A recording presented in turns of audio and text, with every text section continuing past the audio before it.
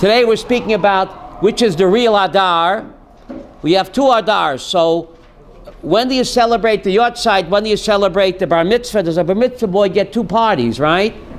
Two Adars, does he get two parties or does he get only one party, right?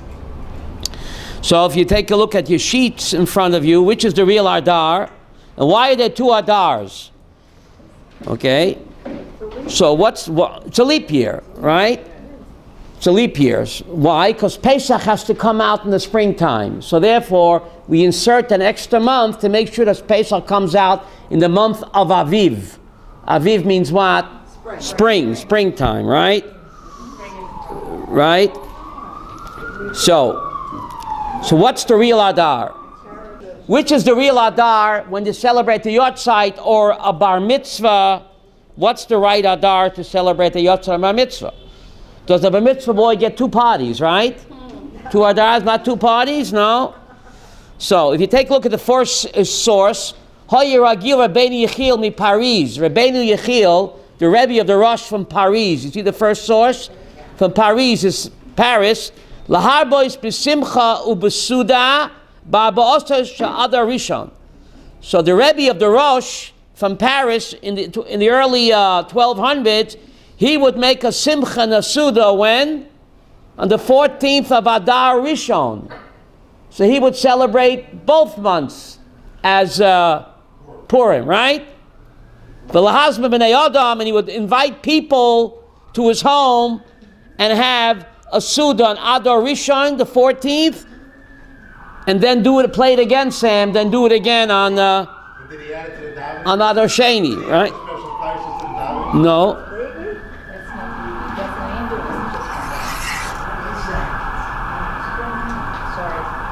I don't know. Hope for the best. I don't know. Hope for the best. But anyway, so what about Purim Katan? We know that Adar Rishon is Purim Katan. What does Purim Katan mean? Small Purim. Purim Katan. So what do we do? So B'shenechnas Adar Marben B'simcha. Right, Nechama? When Adar comes in, we increase joy. Why? They tried to kill us. We won. Let's eat. But which month didn't they try to kill us? They tried to kill us in every month, and we're still here. So how come Shenechnas Nisan you're not marben b'simcha? Nisan they tried to kill us too. No, Paroi, you're busy cleaning, right? Which month didn't they try to kill us? So Madua V'lama is Mishenechnas Ardab marben b'simcha. The Gemara in Megillah. What's so unique about Adar and marben b'simcha more than the rest of the time? We're always being saved from annihilation. So to answer this question, we're going to pose another one. A Jew answers a question with a question. Why not? Why is the month called Adar? Chava, why is the month called Adar? So Api Kabbalah, the word Adar comes from the Hebrew ladur, the word dira.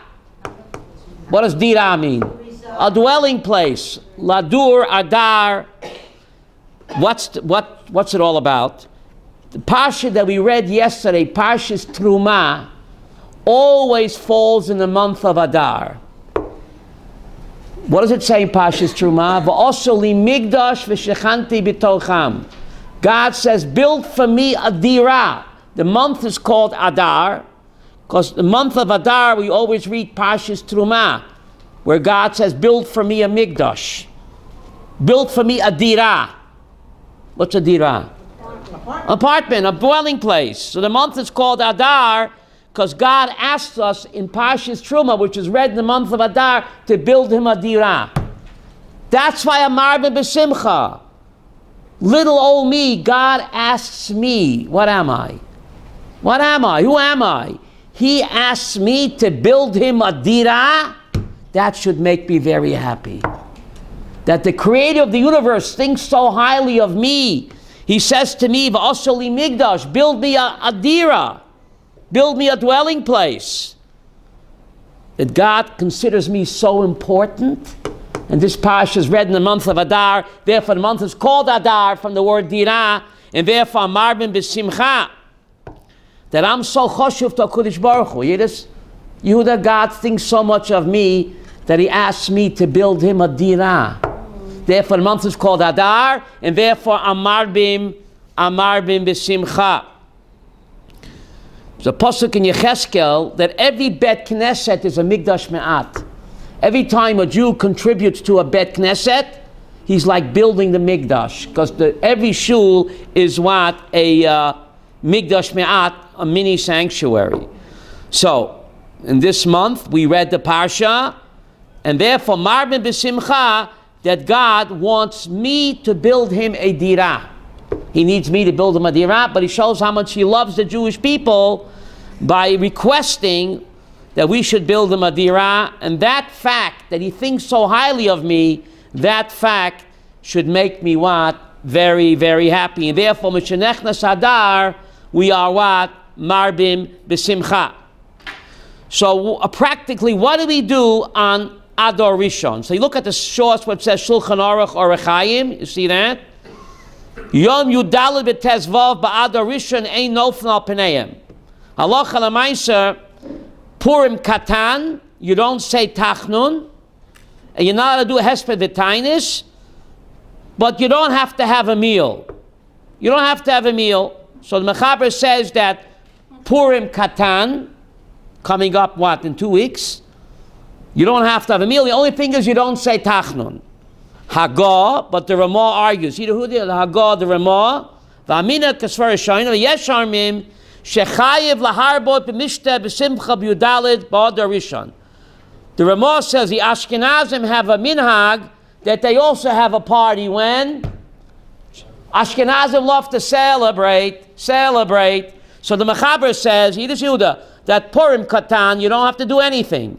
You just don't say Tachnun. The Ramah says that the Ashkenazim have a minhag to have a party, B'Yudalid b'Adar Rishon, to have a party when?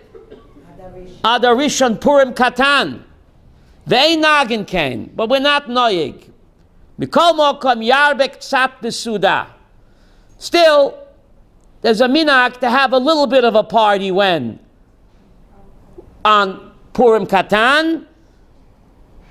V'tov leiv mishtet tamid. There's a pasuk in Mishlei, v'tov leiv. Those that have a good heart are always making parties. Jews love to make parties. Sonia. Should they do it on the 15th on Shushan? What? Mishlei Perik Tezvav says, v'tov leiv mishtet tamid. Those that have you gotta have heart. Those that have a good heart are making parties. So the Ramah says an Ashkenazi should have a mini Suda and drink a little bit when? On Adar Rishon, on the Purim Katan, right? So the question is, why do we push off Purim to the second month? We know we have a klal, ein mavirin ala mitzvot. Right? When a mitzvah comes to your hand, mitzvah shabol yotcha al tachmitzena. Right? Zrizim magdim il mitzvot. So why do we push off Purim to the other sheni? A mitzvah that comes to your hand, you're supposed to go for it. You don't bypass it. Remember that song, Don't Pass Me By. So the halacha wants to know, the Gemara wants to know, why do you push off Purim to other sheni? Yes? Because we connect Geula to Geula. Very good. So the Gemara answers what Chava said, Samech Geula Lagula Adif. It's better to put the Geula of Pesach and the Geula of Purim as close as possible. So really what? Purim should be Adar Rishon. Because Ein Mavirin ala mitzvot.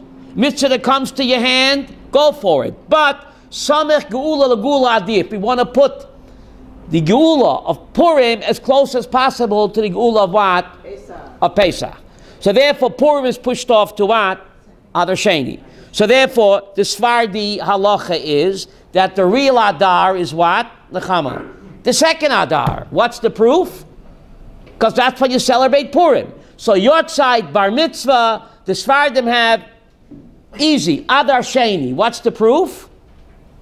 When Purim. Purim makes, since we celebrate Purim, Adar Sheni, that has to be the real Adar, and that's the Shita of the Mechaber and the Sfardim. The Ramah argues, and he says no.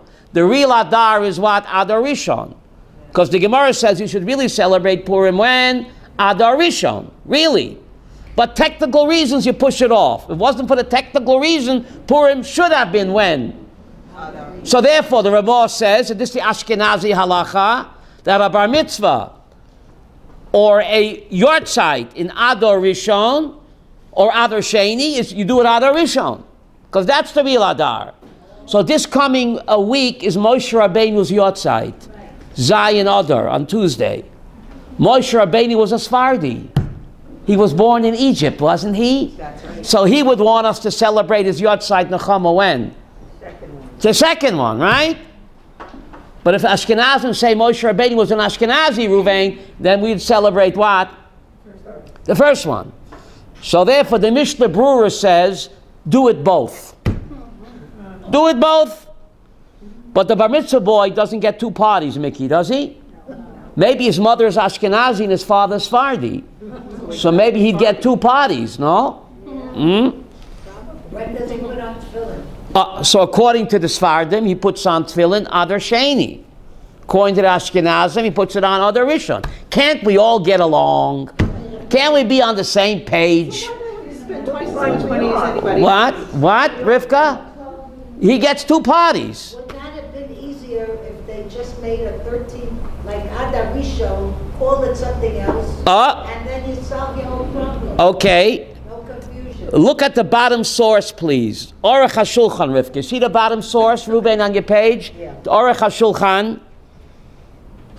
Adar Rishon have Kishvat. So even though the Aruch HaShulchan was what?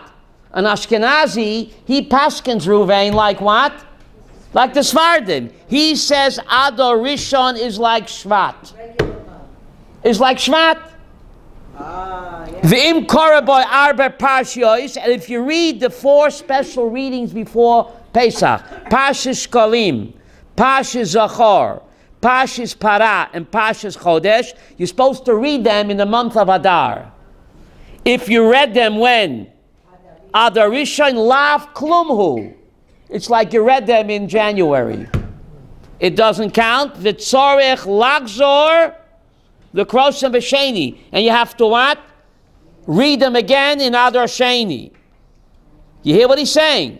That Adar Rishon, even though he's an Ashkenazi posek, Ariel, he's posking like the Sephardim, because he says the proof is not in the pudding. The proof is, when do you celebrate Purim? You celebrate Purim when? The second, that's the real Adar. Bar mitzvah, Yahrzeit. But other Ashkenazim poskim did not agree with him. Why should they, right? 2 Jews got shipwrecked on an island. They built 3 shuls, Ruvain. Why did they build 3 shuls? One both won't go to. All right? Unfortunately, right? But anyway, so he says over here, if you read the Arba Pashas in Adar Rishon, you didn't do anything, and you have to reread it in Adar Sheni, because that is what? That's the real Adar. The real Adar is what? Is Adar Sheni. Okay? So what about Adar Rishon? You see the last paragraph on the sheet. V'lechein asurim behesped v'tainis b'purim katan. But he admits that you can't engage in a eulogy or fasting b'purim katan, which is coming up this month, Yudalad b'tezvav b'Adar Rishon. And you don't say Tachnun, right? You don't say Tachnun. And some say you should even have a little bit of a party when on Yudalad Adar Rishon. And he says the minig is not like that. The Ramah says you should still have a little bit of a party. But the main point is that what? A Jew should always be besimcha. A Jew should always be besimcha. Right? Why should a Jew always be besimcha? Why? Because imo anochi betzara. There's a verse in Psalm 91 that even though when the Jewish people are in pain, God is with us in our suffering. And therefore Moshe Rabbeinu appeared at the first time God appeared to him was at a burning thorn bush.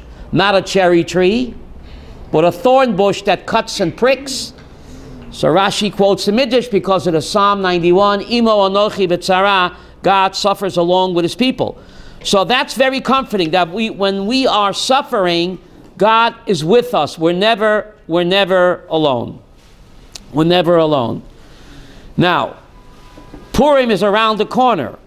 right? Before you know it, Purim is around the corner. It's just amazing that the rabbis are called Sofrim. Why are the rabbis called Sofrim, Chava? Because they count the letters in Tanakh. There's exactly 304,805 letters in a Torah scroll. If you don't believe me, Sonia, you can count. How many letters are in a Torah scroll? 304,805 letters in a Torah scroll. And if there's one letter missing, the entire scroll is puzzled. Why? So the Ramban and Rambam say, because it's not just one letter. Each letter in the Torah is actually a name of God. It's a name of God. So quick, how many names does God have, Evelyn? How many names? 304,805. How do I know? Because that's how many letters there are in a Torah scroll. So if one letter is missing, it's not just one letter. It's a name of God is missing from the Torah scroll, and therefore the entire scroll is what? Puzzle. There's a great tzaddik, his name is Rabbi Weissmandel. He survived the Holocaust. He jumped from a train, from the Auschwitz train, and he survived. And he wrote a book called Toras Chemed, where he counts, without a computer, he counts the letters in Megillat Esther. And he says the letters in Megillat Esther are exactly, before a computer, 12,110 letters. The whole Megillah Esther has 12,110 letters. What's so remarkable about that? Sitting down for this. So he says, Rav Weissmandel, the rabbis are called Sofrim, he says if you count from the first Aleph in the Torah, in Genesis 1:1, in the word Bereshis as an Aleph. If you count from that Aleph, 12,110 letters, you're going to get a Samach. From the first Aleph in the Torah, in the word Bereshis is an Aleph, right?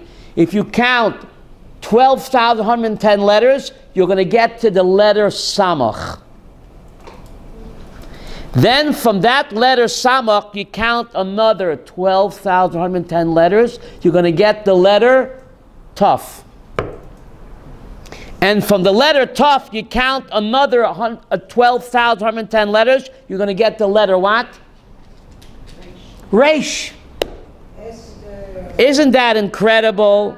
Ha-fochba va-fochba de-kulaba. Now Esther lived centuries, 9 centuries at least, after the Torah was given. How could the Torah spell out in Bible codes Esther? Isn't that incredible? Again, the Megillah has 12,110 letters. The Megillah has.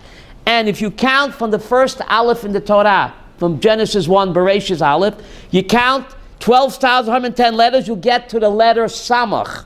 So if Aleph Samach. Then you count from that Samach another 12,110 letters, you get the letter Taf. And you count from that another 12,110 letters, you get the letter Reish. Nechama, isn't that koinky dinky? Yeah. No.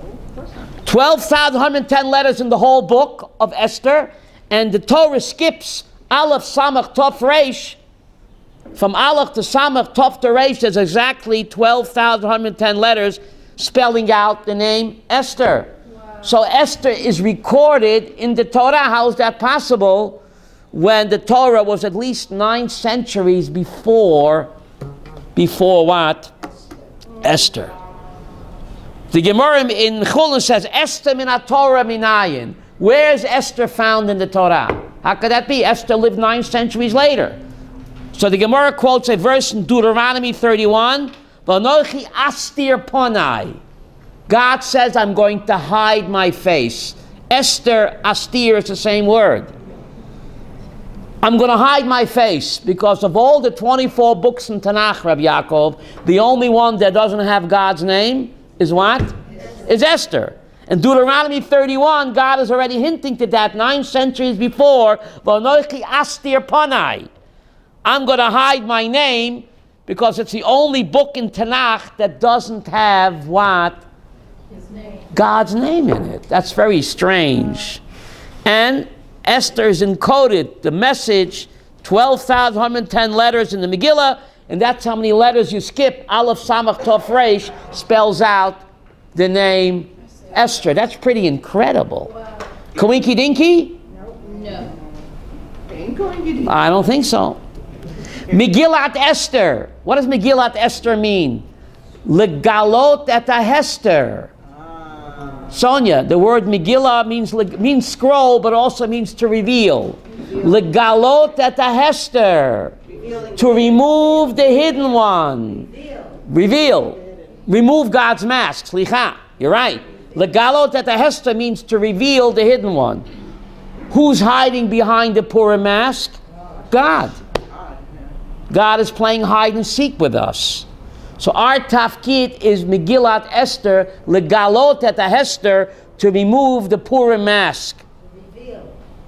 To remove the Purim mask. To remove God's mask. Right? Right? And reveal him to the world, right? That it's all a game. That it's all a game. But we were told Esther is a Persian name.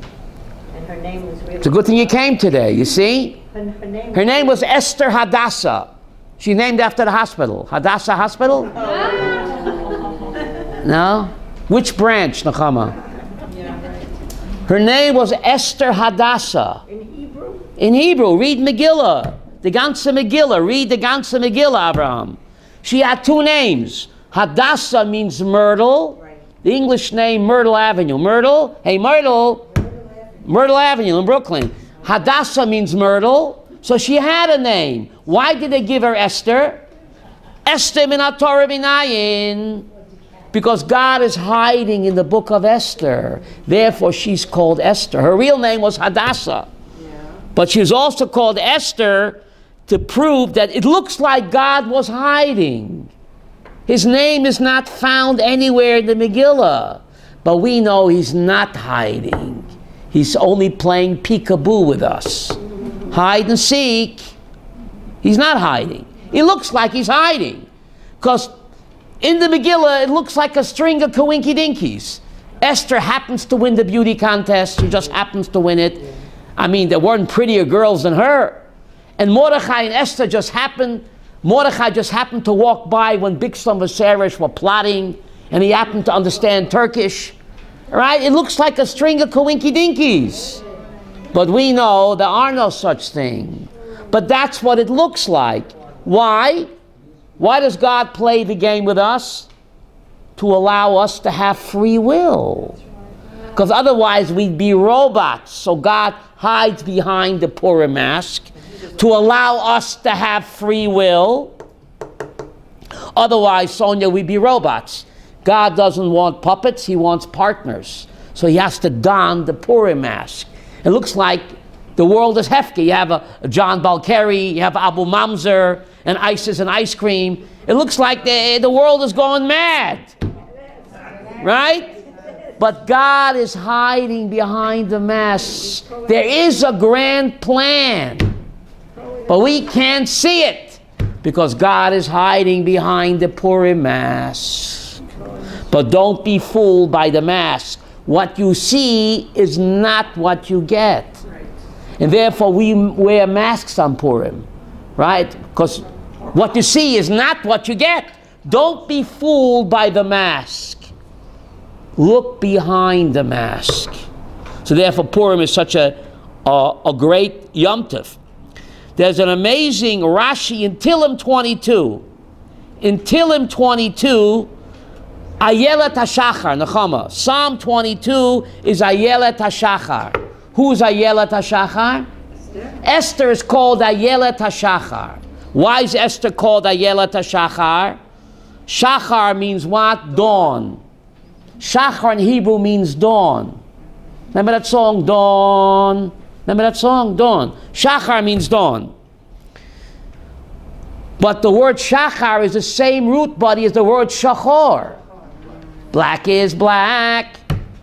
Why is dawn called Shachar from the same root as Shachor? Says Vilna Gaon, because the darkest hour of the night is right before dawn. So therefore in Hebrew, Shachar is dawn from the root Shachor, because the blackest hour of the night is right before dawn. Says Vilna Gaon, if that's true in the physical world, It is certainly true what? In the spiritual world. Esther came on the scene of Jewish history at the blackest hour. It looked like it's all over. And then there was a dawn of redemption. Says Vilna Gaon, that's the roadmap. When things look so black in Jewish history, right? We have an abomination in the White House, and we have a John Balkari with an Abu Mamza. Things look black. Since it's so shachor, it must be a sign that the shachar of redemption is very close. How do we know? We have the roadmap, not the road trap. What's the roadmap? Megillat Esther. Things looked very black for the Jewish people. It looked shachor, and Ayelat HaShachar came on the scene. The dawn of redemption, and the Vilna Gaon says, that's how the final redemption will take place, when things look so black for Am Yisrael. Never was surrounded by enemies, without them within. So it looks so shachor, you know that the shachar is coming. Therefore, shachar and shachor in Hebrew is what? What? The same root. Now Rashi says something incredible in Tehillim 22. On Pasuk 30, you can get home, you look it up, but you have to sit down when you look it up. Tehillim 22, which deals with Ayelat HaShachar Esther, in Pasuk Lamed. Now Rashi never quotes Kabbalah. Here Rashi says something incredible, like from left field. We're talking about Megillat Esther. Rashi said, Shahametim b'shat netilat neshama royin pnei hashchina. Rashi said, Shahametim b'shat netilat neshama royin pnei hashchina. God says, we can't see me and live, right? But Rashi says that when a person dies, he sees the face of God. It's actually a Zohar. Now, how did Rashi know about the Zohar? The Zohar was not revealed until the 1200s. Rashi died in 1060. But Rashi says something incredible. That Rashi 1104, the Zohar wasn't revealed until the 1200s. But they're all coming from the same. Sha'ameitim b'shat netilat neshama royin pnei hashchina. Rashi says when a person's about to die, when God takes his soul, he sees the face of God. Wow. What has it got to do with Megillat Esther? Why does Rashi stick that in Tehillim 22, which deals with Esther? What is Rashi telling us? In this world, we wear a mask and God wears a mask. What's my mask? My bodysuit. That's my mask. And he wears a mask.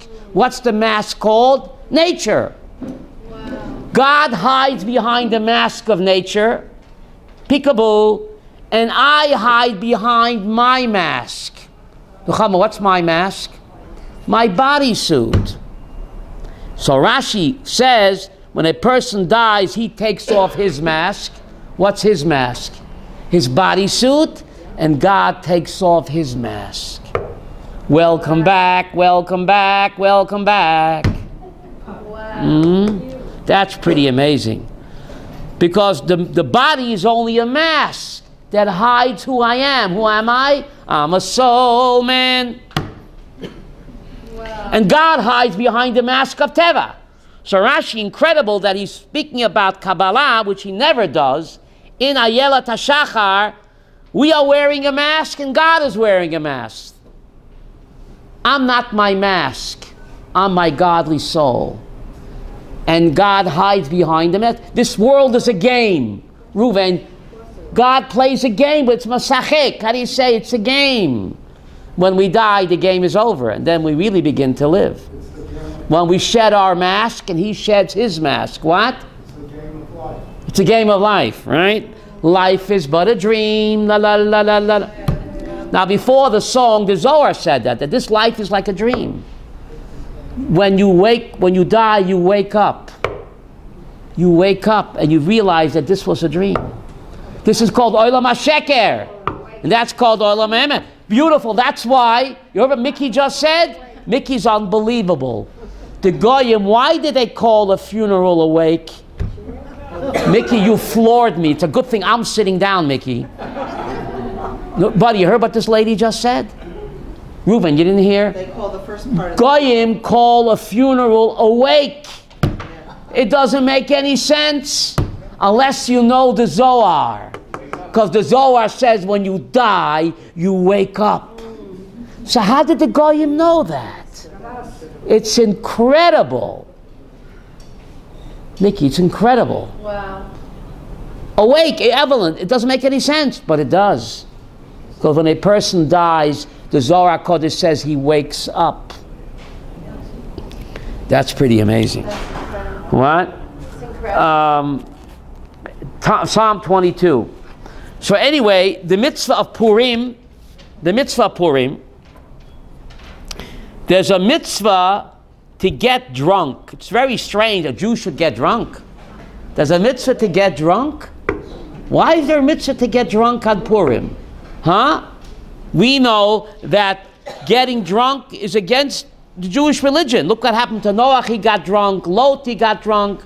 Alcohol, getting drunk. A person can do all sorts of sinful acts. So why is there a mitzvah actually to get drunk on Purim? Very strange. Why is there a mitzvah to get drunk? So there are many reasons. One reason is, the Gemara Megillah tells us that Haman was actually good for the Jews. Yiddish Ruvain, Haman was good for the Jews. Why? Because the 48 Nevi'im that came in Tanakh and told us do tshuva, and it went in one ear out the other. Haman came on the scene, and all the Jews became Haredi. So the Gemara in the Megillah tells us that Haman was actually good for the Jews. But the 48 Nevi'im could not accomplish the us do tshuva. Haman came along with his final solution, and all the Yidden what? Became tshuva. So now you know why you drink on Purim. It takes a Haman to get me to do tshuva. It takes Abu Mamzer to get me to do tshuva. I'm so verstoppt in the cup that the Nevi'im can't get me to do tshuva. I need Haman to make me do tshuva. It's so bizarre and so absurd, it doesn't make any sense. We drink on Purim to remind us that in an absurd, twisted, ridiculous way, we owe our continued existence to whom? To Haman. We need the stimulus of wine to celebrate our victory over Haman, who rose because we desired to what? To assimilate. That's the Jewish sickness. We try to assimilate. Look what's happening in America today. What happened in Germany before World War II. When the final decree came down in Shushan, says, Ve'ir Shushan Nevocha. They read the final decree. The Jews are going to be exterminated. It says, Ve'ir Shushan Nevocha. What does Nevocha mean? The city of Shushan was Nevocha. What does that mean? Perplexed, confused. Not sad, not mournful. They read the final decree that was hung up in the Pashkevilas, in the town square. And the reaction was perplexed. I would say sad, mournful. Why perplexed? They said, how could it be? We are so loyal to the Persian Empire. We are Persians first and then Jews. How could this be happening to us? Who's more loyal to Germany than we are? They said, German first before Jew. That's what they said. The Iron Cross they wore to Auschwitz. The Jews who were shipped to Auschwitz wore the Iron Cross from World War I. They were heroes in the German army. That's Nevocha. The Jews think that by being loyal to the Goyish government, it'll protect them. Didn't protect them in Germany, in Persia. The timeless message of Megillah is don't get too cozy in Borough Park. Come home. The Jews always thought that where they are, they could stay forever, right, Nechama? That's what they thought. They thought they can stay in California or Lakewood or in Germany, they thought, or in Spain. But God says when Jews get too comfortable, Nebuch, he has to send a reminder, whether it's John Balkari or the abomination. Jews don't belong in Chutz La'aretz. Jews belong in Eretz Yisrael. And if we don't get it, God has to send Nebuch, a Haman, or Ayatollah Kakamemi, or or an abomination, or Hillary. Hillary's best friends are Jewish. You read her emails. Hillary's best friends are all vicious anti-Israel. Jewish anti-Israel. Right?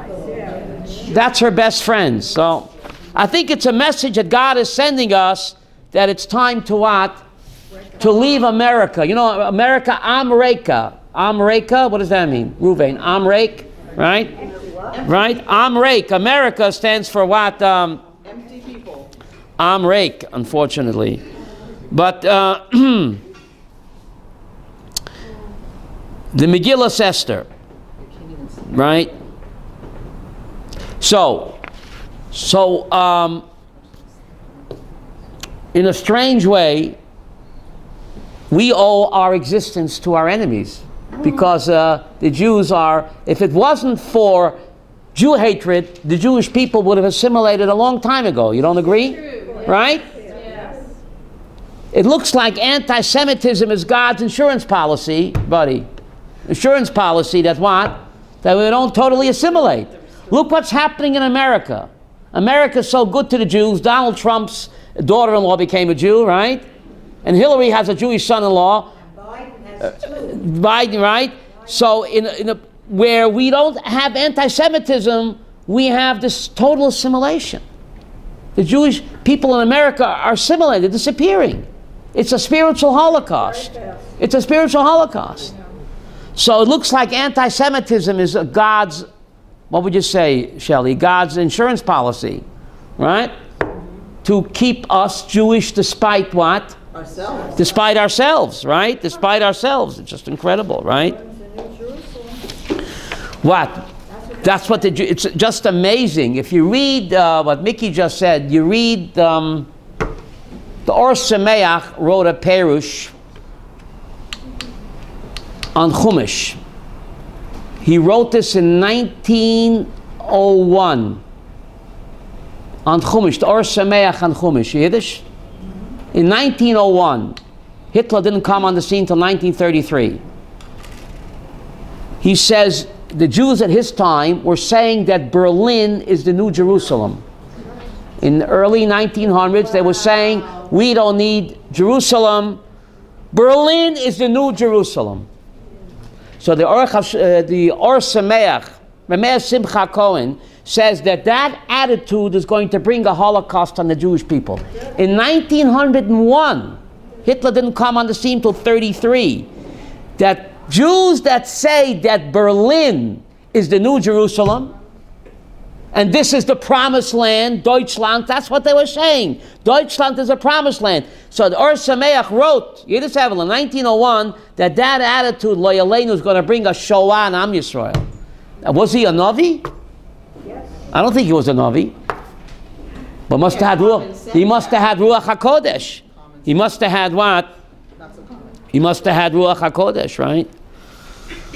So anyway, any questions on Purim or the Megillah? Yes, Ruvain.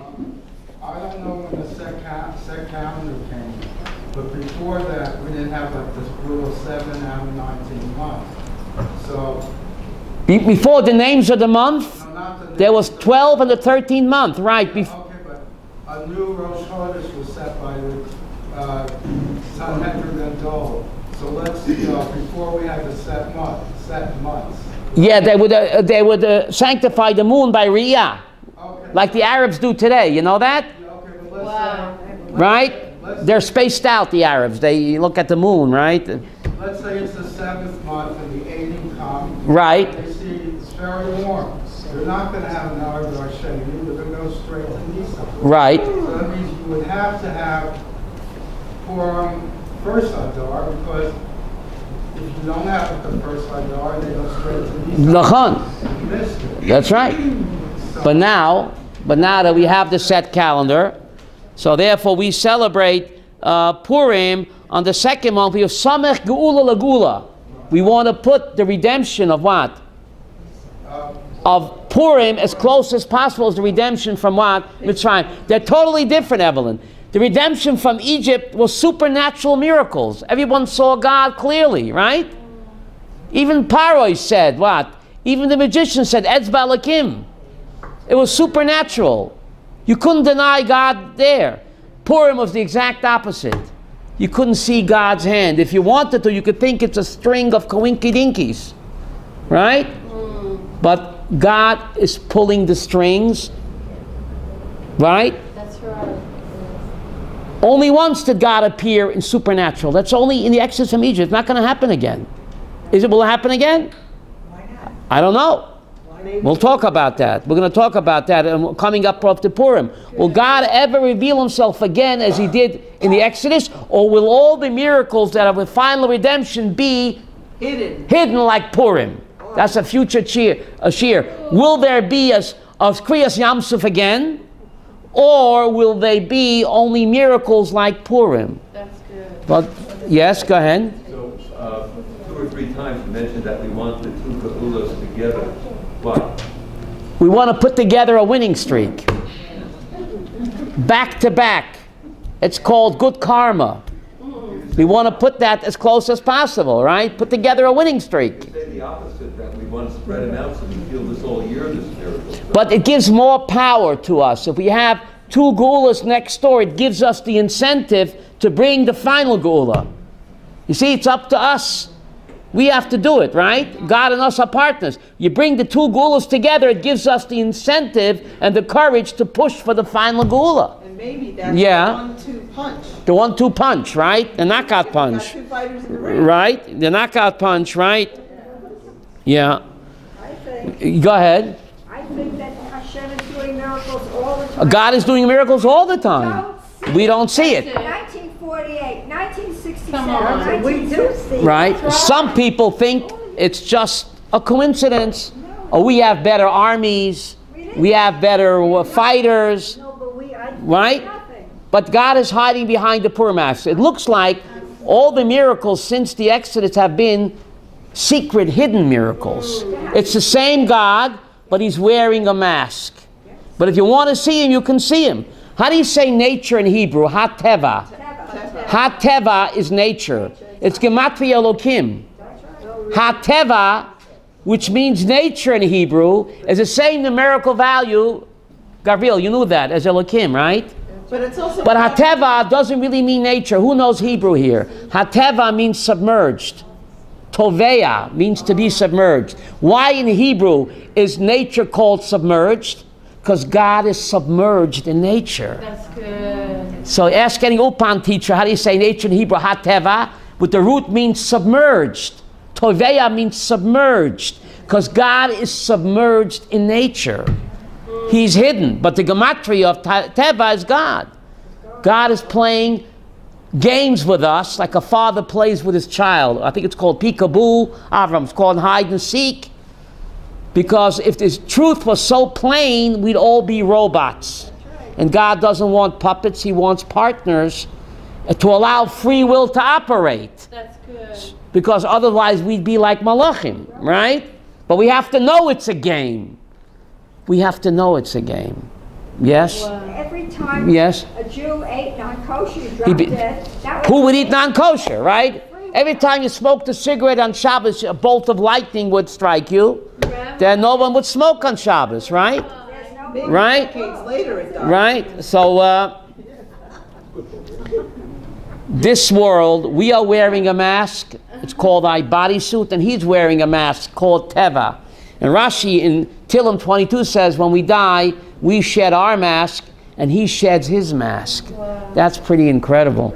That Rashi would speak about Kabbalah, which he never does. Dafke in the Psalm 22 that speaks about Ayelat HaShachar, which is Esther, which the word Esther means what? Hidden. And Legalot, Megillat Esther means to reveal the hidden one. Our job in life is to reveal God who's hiding behind the mask. If enough of us do that, he won't have to play anymore. Right, Gabriel? If enough of us realize that it's God behind the mask, then he can take the mask off. And that's the Messianic era. But until then, he has to play the game, because many Jews are fooled, right? Thank you very much. Todah.